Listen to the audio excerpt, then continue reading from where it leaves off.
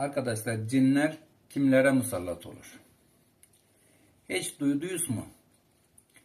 Bir güçlü yaratık kendisinden daha güçlü bir tanesine zarar verdi. Ve yoksa duydunuz mu? Zayıf bir yaratık güçlü bir yaratığa zarar verdi.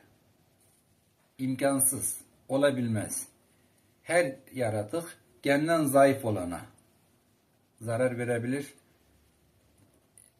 hasar getirebilir ve onu yiyebilir, parçalayabilir, öldürebilir.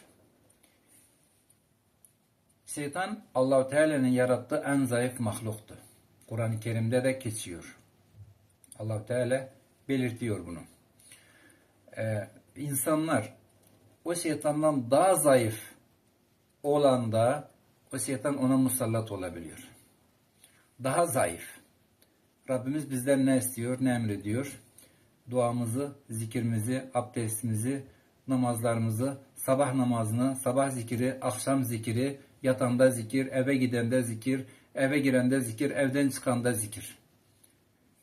Bu zikirleri niçin yapıyoruz? Allah-u Teala niçin bize emretti ki ne?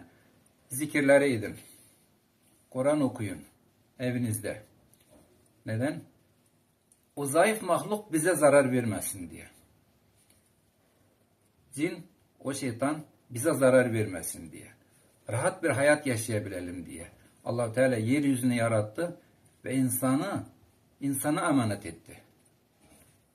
Bismillah diyende, Auzubillah diyende etrafında duramaz. Evinde duramaz. Oturduğun yerde kalamaz. Ayet kürsü okuyanda sana zarar veremez. Auzubillah, Bismillah diyende sana dokunamaz. Demek ki ne? Cin ve şeytan kime musallat olur? Ondan daha zayıf olan kimselere. Demek ki ne? Bu insan, cin musallat olmuş insan. O kadar zayıf ki, o kadar zayıf olmuş ki, o şeytandan daha zayıftı ki, ona cin musallat olmuş ve onu perişan etmiş. Sebepleriniz hangi sebepten olursa olsun, ister cadu, sihir olmuşsa, ister korku anında, ister nezer anında, umumi olarak insan zikirli olanda, dualı, zikirli gezende, sana ne nezer tesir eder, ne cadu tesir eder, sihir tesir etmez. Ve korkanda da sen korunmalı olursun, her zaman korunmalı olursun. Ve bu insan demek ki ne? Hiç zikir etmeyi, dua etmeyi, namaz kılmayı ve zayıf bir mahluk olduğu için ona cin musallat olmuş ve onu perişan ediyor ve ona eziyet veriyor.